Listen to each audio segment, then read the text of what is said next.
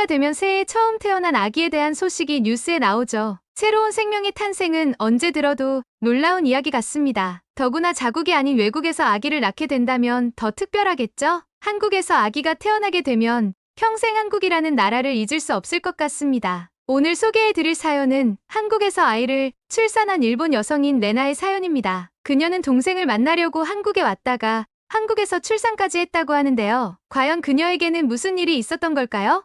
함께 살펴보겠습니다. 안녕하세요. 저는 한국인 덕분에 예쁜 딸을 무사히 출산할 수 있었던 일본인 레나입니다. 제가 처음부터 한국에서 아기를 낳을 생각으로 방문한 것은 아닙니다. 아시다시피 일정 개월수 이상이 되면 비행기 탑승이 거부되거든요. 저는 그 시기가 되기 전 한국으로 태교 여행을 갔습니다. 단순히 태교 여행만을 목적으로 간 건 아니었습니다. 한국은 저에게 가족 같은 나라였습니다. 왜냐하면 동생이 한국인 제부와 결혼해서 지내고 있었거든요. 우리 동생은 일본에서 결혼식을 올리고 한국에서 아이를 낳게 됐어요. 조카가 어릴 때는 동생이 육아 때문에 바빠서 자주 통화하지는 못했습니다. 하지만 조카가 많이 커서 그 후로 1년이 지났을 때쯤부터는 매일 통화하면서 지내던 것 같아요. 그러면서 한국에서 있었던 얘기를 가끔 들었는데 의외로 참 즐겁게 사는 것 같았습니다. 사실 저는 동생이 한국살이 하는 게 영 탐탁지 않았습니다. 왜냐하면 동생은 제게 너무 각별한 사이였거든요. 어릴 때 어머니가 일찍 돌아가셔서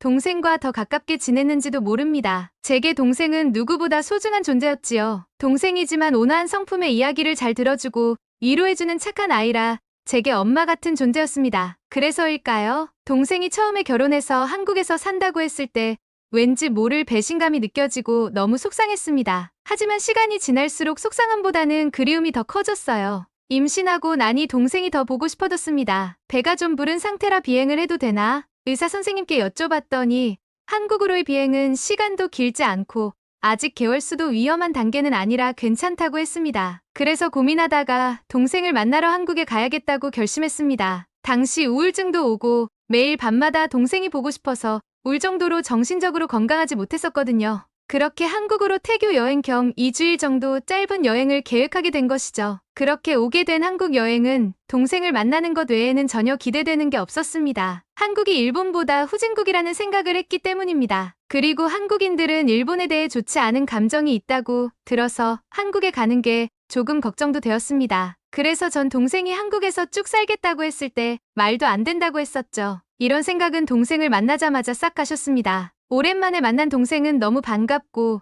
동생의 품은 너무나 따뜻했습니다. 저는 제부가 불편할 것 같아서 따로 숙소를 구하려고 했는데 제부는 홀몸도 아닌데 밖에서 주무시면 안 된다고 동생과 함께 지내라고 했습니다. 저도 동생과 더 오래 지내고 싶은 마음에 동생네 집에 머무르게 됐죠. 동생은 한국 사람들이 사는 평범한 아파트에 산다고 했습니다. 전 혹시라도 동생이 사는 수준이 형편없을까봐 한편으로는 걱정이 되었죠. 하지만 제 걱정은 괜한 걱정이었습니다. 평범한 수준이라고 했던 동생의 집은 기대 이상이었습니다. 동생은 현관문에서 도어락을 이용해 집을 들어가더군요. 열쇠가 아니라 도어락을 설치했다니 신기했어요. 키를 잃어버려서 집에 못 들어갈 일도 없고 운동 가거나 산책 갈 때 키 안 가져갔다고 다시 돌아올 일도 없을 것 같았습니다. 부잣집 사람들만 설치하는 게 아니냐고 되물으니 동생은 한국은 대부분의 집에 이렇게 도어락 시스템이 되어 있다고 했습니다. 집에 들어서자마자 따뜻한 온기가 전해지더군요. 동생은 아기가 있어서 현관에는 매트를 깔았다고 했습니다. 하지만 매트 위로도 따뜻함이 전해졌고 집이 전체적으로 훈훈했습니다. 한국의 난방이 일본과 다르다는 것 정도는 알고 있었는데 이렇게 주거 공간에 들어와 보니 차이점이 확연히 느껴지더군요. 동생의 집을 둘러보다 천장에 있는 기계를 가리키자 에어컨이라고 했습니다. 한국의 여름은 무척이나 덥고 습해서 모든 집에 에어컨이 다 있다고 했습니다. 벽처럼 보이지만 안에 수납 공간들이 마련되어 있어 공간을 효율적으로 쓰도록 설계되어 있었어요. 냉장고가 있어 구경했는데요. 남자들은 TV에 여자들은 냉장고에 관심이 많거든요. 동생의 냉장고는 얼음도 나오는 정수기 냉장고였습니다. 좁은 공간을 효율적으로 사용하기 위해 기능을 결합한 것 같았어요. 디자인도 너무 예쁘고 세련되어서 갖고 싶다는 생각이 들었답니다. 예전에는 한국에서 일본 전자제품들이 인기가 있었다고 하는데 요즘은 아닌 것 같아요. 저는 김치 냉장고도 구경했는데요. 그렇게 많은 김치들이 있을 줄이야. 동생은 시어머님이 주신 거라며 김장김치, 깍두기, 파김치, 총각 무김치 등 다양한 김치들을 보여주었습니다. 온도를 유지하기 위해 좋다고 생각이 들었습니다. 제가 냉장고에 소주는 왜 들어있냐고 하자 육아 퇴근 후 아이가 잠든 후 김치전에 남편과 소주 한잔 하는 게 행복이라고 하며 웃더군요. 뭔가 한국 사람이 된 듯한 느낌이었습니다. 부러운 게 한 가지 더 있었는데요. 바로 냉온 정수기였어요. 저는 차를 마시는 것을 좋아하는데요. 정수기에서 바로 뜨거운 물이 나와 차를 마실 수 있다는 게 너무 좋더라고요. 동생은 한 달에 한 번씩 와서 점검도 해준다고 했습니다. 청결하게 관리까지 해주는 정수기라니 그런 서비스는 너무 좋아 보였습니다. 이웃같이 지내다 보니까 동생의 한국살이가 너무 즐거운 게 눈에 보이더라고요. 아까 말했듯이 전 동생이 한국에서 쭉 살겠다고 했을 때 말도 안 된다고 생각했습니다. 남겨진 전 어떡하고 또 왜 갑자기 타지살이를 자처하는지 이해가 되지 않았어요. 분명 불편할 게 뻔했으니까요. 하지만 직접 와서 경험해보니 저희 생각과는 전혀 달랐습니다. 한국은 제가 생각했던 것보다 훨씬 살기 좋은 나라였고 동생도 그만큼 잘 적응해서 지내고 있었어요. 결국 동생의 행복한 모습에 저도 마음이 편해지고 즐거웠습니다. 그렇게 시간이 가고 동생이 저에게 일본으로 돌아가지 말고 한국에서 아기를 낳는 걸 제안했습니다. 처음에는 말도 안 된다고 생각했는데 저도 고민이 조금 되더군요. 출산까지 몇 달도 남지 않은 상황이었는데 동생이 옆자리가 너무나 포근했었나 봐요. 하지만 남편의 직장이 마음에 걸렸습니다. 남편의 직장 때문에 결정이 쉽지 않았어요. 그러자 남편이 자신은 괜찮으니 아이와 저만 생각하라고 했습니다. 개발자인 직업 특성상 재택으로 처리할 수 있는 일이 많고 휴가를 쓸 수 있으니 일본을 오가며 지낼 수 있을 것 같다고 말이죠. 제가 남편에게 왜 그런 결심을 했냐고 묻자 처음에는 꺼렸지만 한국의 병원에 몇 번 가보니 안심이 된다고 했습니다. 그 이유가 왜인지 저도 궁금하더라고요. 그 이유를 물었더니 남편은 일단 한국 사람들이 기본적으로 다들 친절하다고 했습니다. 그리고 시설이나 의료 시스템 면에서도 이 정도 수준이면 일본보다 좋을 것 같다는 생각이 들었다고 했습니다. 남편의 이야기에 동생이 산후조리원을 이야기하며 한국의 산후조리원이 무척 좋다고 했습니다. 따뜻한 온돌방이라 임산부들이 몸을 회복하는 데 도움이 되고 전문 간호사와 돌봄 선생님들이 신생아 케어도 잘해준다고 했습니다. 하지만 시어머니는 반대하셨어요. 후진국 한국에서 아이를 낳다가 잘못되면 어쩌냐며 노발대발하셨죠. 하지만 남편이 잘 설득해줘서 결국 한국에서 지내다 아기를 낳기로 했습니다. 그렇게 시간이 지났고 출산이 임박해져서 남편도 한 달 휴가를 내고 한국에 왔습니다. 남편이 오니까 이것저것 하고 싶은 게 많아지더라고요. 그동안은 동생이나 제부가 절 잘 챙겨주기는 했지만 그래도 제 남편이 오니까 마음도 훨씬 편하고 좋더라고요. 저희는 남편도 왔고 해서 가까운 펜션으로 놀러 가기로 했습니다. 여행을 가기 전 필요한 물건들을 사기 위해 대형마트를 갔어요. 깔끔하게 정리되어 있으면서도 다양한 물건이 가득한 대형마트는 쇼핑 천국이었죠. 특히 대형마트에서 가장 황홀했던 건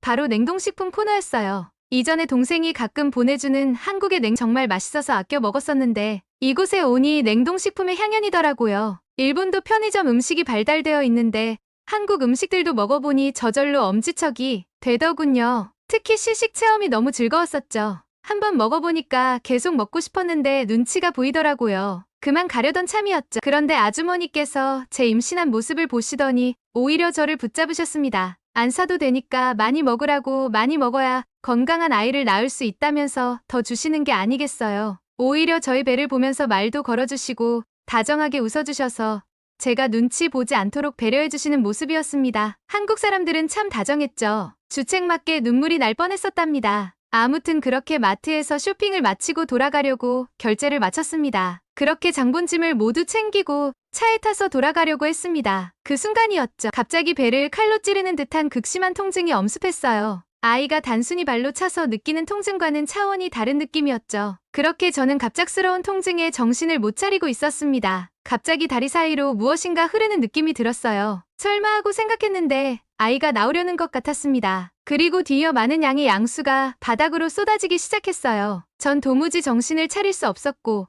갑작스러운 상황에 옆에 있던 동생과 남편도 당황했었던 상태였습니다. 일본이었어도 당황했을 만한 상황인데 이곳은 말도 안 통하는 한국이었으니까 다들 혼란스러울 수밖에 없었죠. 동생은 그나마 한국어를 조금 구사할 수 있었지만 생각지도 못한 상황에 저 못지않게 당황스러워하고 있었습니다. 동생은 제 다리 사이로 피와 섞여 흐르는 양수를 보며 비명을 지르고 있었고 남편도 어떻게 해결해야 할지를 몰라 엄청나게 난감해하는 모습이었어요. 그때 저와 동생의 갑작스러운 비명 소리를 듣고 한 남자분이 달려왔습니다. 주차장 주변에 있던 어느 중년 여성이 동생과 남편에게 다가왔어요. 그리고 걱정스러운 말투로 무언가를 이야기했죠. 한국어로 이야기했지만 다행히 동생이 그 말을 알아들을 수 있었어요. 우리는 괜찮다며 걱정 말고 순산하라는 말씀 같았습니다. 그때 제 통증은 점점 심해져 갔고 진통에 힘들어하자 좀 전에 곁에 와주신 남자분이 운전해 주시겠다고 했습니다. 남편이 너무 당황해서 운전하기 어려울 것 같고 근처에 대형 병원이 있으니 가자고 했습니다. 그렇게 저희는 도움을 받아 병원으로 갈 수 있었습니다. 남편이 아이의 머리가 나오는 것 같다고 이야기하자 더 속력을 내어 병원으로 데리고 가주셨어요. 저는 당시 정신이 너무 없어서 몰랐는데 정말 빨리 달렸다고 하더라고요. 속도가 100km가 넘었다면서 나중에는 아예 적색 신호등도 무시하고 교차로에서도 전속력으로 달렸다면서 말이에요. 병원 주차장에 도착하자마자 아이를 출산하게 되었습니다. 미리 이동 중에 연락해 놓았던 병원에서는 의사와 간호사들이 뛰어나왔고 저와 아이를 데리고 병원으로 긴급히 들어갔어요. 마무리는 병원 안에서 진행됐죠. 사실 너무 정신이 없고 혼미했었던 상태라 그때 어떤 상태였는지 기억도 나지 않습니다. 정말 죽을 뻔했었거든요. 아마 당시 한국인들이 도와주지 않았더라면 전 지금 여기 없었을지도 모르죠. 저희를 병원에 데려다 주신 남자분에게 감사의 인사도 못 드렸는데 연락처를 몰라 감사의 인사도 못했네요. 병원까지 빠르게 이송해주신 남자분과 순산할 수 있게 도와주신 의료진들,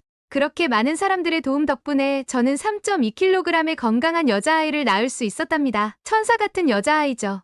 저와 저의 아이가 이렇게 건강하게 만날 수 있었던 이유는 온전히 그 한국인들의 도움 덕분입니다. 저는 따뜻한 온돌의 조리원에서 몸을 회복해서인지 산후 통증도 거의 없고 빠르게 몸을 회복할 수 있었습니다. 깔끔하고 맛있는 음식들과 산모들을 돌봐주는 시스템이 너무 전문적으로 되어 있더라고요. 제가 둘째를 낳을지는 잘 모르겠지만 출산을 하게 되면 그때도 전 한국의 조리원을 선택할 것 같습니다. 일본은 조리원 문화가 발달하여 있지 않아요. 조산원이나 병원에서 최대 일주일을 지낼 수 있는 산후 케어 센터는 있지만 이후에는 각자 친정에서 돌봄을 받죠. 그나마 비슷하게 운영되는 곳은 가장 저렴한 곳도 하루에 50만 원이니 2주 지내는 프로그램을 하면 500만 원이 넘는 거죠. 그에 비해 한국은 산후조리원도 다양할 뿐만 아니라 기간도 2주 이상 할 수 있고 이후 산후조리를 도와주는 인력도 추가로 이용할 수 있었습니다. 한국에서 출산한 덕분에 저도 건강하게 회복하고 신생아도 잘 키울 수 있었네요. 한국에서 나와서인지 제 딸은 한국을 조국처럼 여기고 있습니다. 그래서인지 한국 문화, 한국 음식,